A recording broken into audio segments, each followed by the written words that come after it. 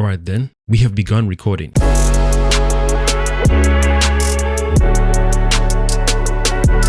Greetings, ladies and gentlemen. It is I, your one and only host, the Cosmic Jedi.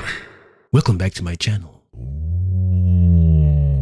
Previously on my last episode. Aside from that, now with the Guardians of the Galaxy movie, looking forward to that one too. So I'm now hoping that this third movie would at least meet that first love that I felt for the first movie and just be there right there. Now let us continue. Enjoy the ride, ladies and gentlemen. Same thing with the Spider-Man movies. Whack. I only love the first one. The other two, is it two they've done so far? Has he got three now? I can't even remember. Yeah, it is three. The second one and the third one, I hate. There are good bits in it. And I'll still call back to the same example. It's a rated R movie. You're about to give a bad guy a good finishing blow, and his phone rings and it's Teletubbies. Or it's a Smurf theme song. Or maybe it's Muppet Babies.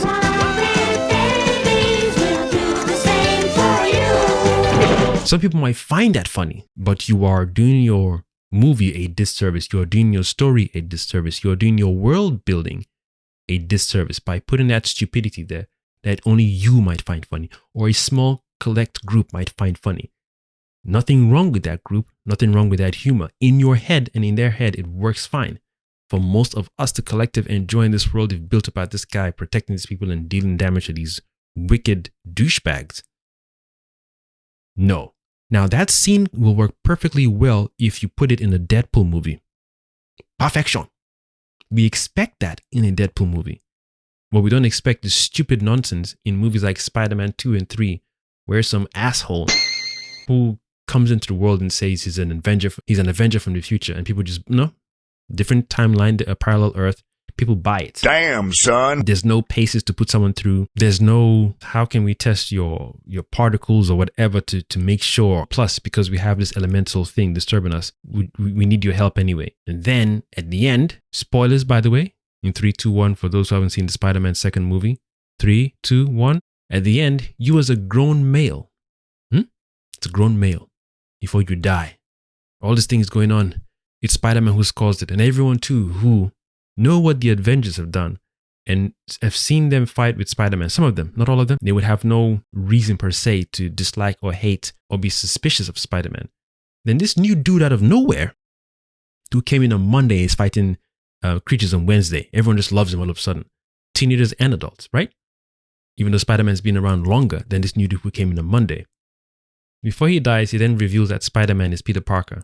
No one adult, not even Jonah Jameson, no one adult in that movie found it suspicious that a grown male outed the superhero identity of a teenager. No one grown male or female, not even parents. You could have used Jonah Jameson's platform or podcast or whatever show to do the backing vocal of, okay, we really trusted this guy who came out of nowhere. We welcomed him into our society, civilization, or whatever, into the city, because he was fighting these elemental creatures. Then he said Spider-Man did a few things, and, we don't even know who these Avengers are. And do we really need to know that their secret identity? They're helping us and they're protecting us, even though they're battling, or their fights tend to cause collateral damage. So we are thankful that even Tony Stark has protocols in place to help, clean all the messes that they make unintended messes. But even though they know it's not their intention, they're protecting us, there's bound to be collateral damage. At least Tony Stark has put a few things in place, giving us, the people, jobs. So we're all working together to clean our environment up and look after each other. And we're thankful that those of us who don't have superpowers, we're thankful that other people like Tony exist, Thor exists, and blah, blah, blah, blah, blah. But no one thought to themselves that, okay, despite how this guy came into the scene, I'm not sure it is a good thing or a moral thing or kosher thing to do to reveal a superhero's identity who is also a teenager. And even case in point, I don't even know why it's an issue when you all know who Tony Stark's secret identity is. You know Black Widow. You don't know her original name, but she doesn't wear a mask. We know Hawkeye. You don't know his original name, but we know his face. Thor doesn't have any middle names. We know Thor. We see his face. Vision is a machine. Scarlet Witch, none of them wear masks except Captain America. But then again, he's shown his face how many times, I assume. Has he? Anyway, yeah. So how people turned against Peter was, I was like, you wrote this into your Avengers. Half of your team, if not most of your team, walk around with their faces in public. Your first installment of the Avengers series was Tony Stark telling people he's Iron Man. And I'm surprised no one referenced that in the movie, saying, well, what's new? Who the hell cares who Peter Parker is? At least he's helping us. Look at Tony Stark. We know his face all over the blood clot place. No, you did. Hey, Jay. On top of that, you don't know. You, the audience, who have heard that this new superhero just outed this young superhero's identity as Peter Parker. Right there, indirectly and directly, you've put a target on the backs of everyone who's connected to Peter Parker. School. Jesus! Family. What? Friends. Phone time? Avengers. Damn. His neighborhood. Got it! Where he frequents. How supposed to we have this? People who don't like Peter Parker. Who may have jealous intentions towards him. People who have tech. People who have gadgets. People who have gears. Mischievous people can just say, oh, that's who he is. Oh, who does he live with again? Aunt May. Find the address. Done. Game over. And how they all easily turned on him to then cause the premise of the third movie. The fact that that stupid thing occurred to push the narrative into the third movie. I don't like using that word hate. So I despise and highly dislike the Spider-Man 2 and 3 movie. For me, there's only one movie, and Spider-Man also features in Endgame and Infinity War, and that's it. And sorry, my bad, the other one. What's the other one? Come on. Civil War. Anything after Spider-Man 1, 2, and 3, dead.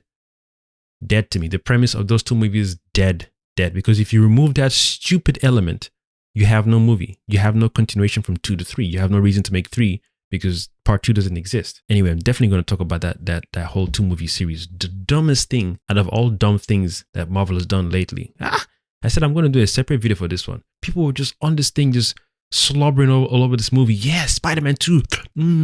Spider-Man 3. You watch this movie and you thought it to be a good movie. You out a young boy's identity with no remorse whatsoever in your dying breath. That should be an open and shut discussion. Pam. Look at you, a whole grown human being. You will say you came from a different parallel Earth. Is that how you're doing your parallel Earth? Exposing young boys and young girls' identity?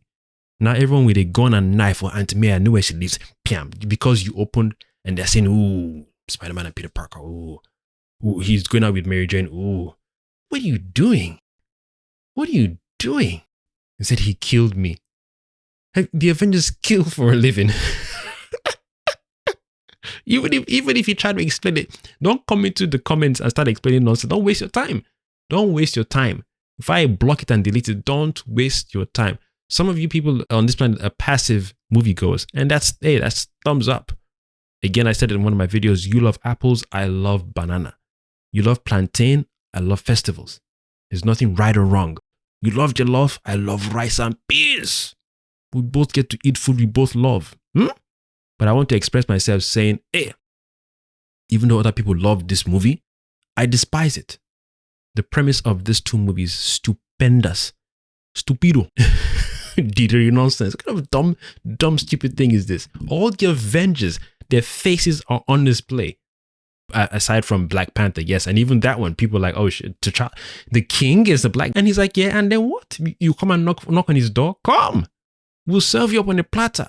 Come on. Deal with you. And everyone started looking for Spider-Man. I was like, where you, Peter Parker? No one dare jumped on Tony Stark's back after he dealt with the Mandarin or the quote-unquote Mandarins people. No one jumped on Thor's back because he's a demigod. I know your real name, Thor. He smacked you with his hammer. No one jumped on Hawkeye's back. I shoot you with my bow and arrow. No one jumped on Black Widow's back. Oh, I know your real name. She shoot you. She will, all of them will deal with you. Grown adults, they will melt you into nothingness. When you now see Peter Parker and Spider-Man, ooh, a small boy we can bully. That's bully mentality. And people say, no, it's crowd mentality. No, bully mentality. Because you wrote stupidity into your story, stupidity into your audience. You didn't think through the whole process. You didn't sit down and say, okay, we're going to create this. How do we solve this? You just threw it out there and people were like, yeah, Spider-Man 2 movie. Ooh.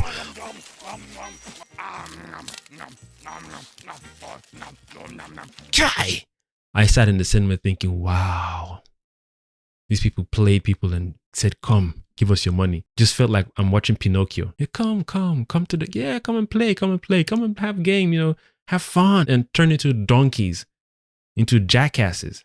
Hey, nah, rant over. Anyways, that's round one. Definitely, I'm going to do a part 2 to this series. I love this because some people just keep quiet, and some people even tell me, "Oh, you're too harsh." I'm like, no, you're passive. You cow. You are a passive viewer. I'm a passionate viewer. I love the thrill, the action, the ride, the emotional roller coaster, and then the thought, the ingenuity, the story, the process, the knowledge and wisdom in your movie. If you just throw stupidity in my face and expect me to swallow it, talking about, yeah, come and play and turn into a jackass. No. If your movie was free and I went to see it like a jackass, then I'll keep quiet. I say, I wish I hadn't seen it, man. It was a free movie. But you said this is for admission of ticket. You bought popcorn. I went in there, hook, line, and sinker, and you fed me lies and bull.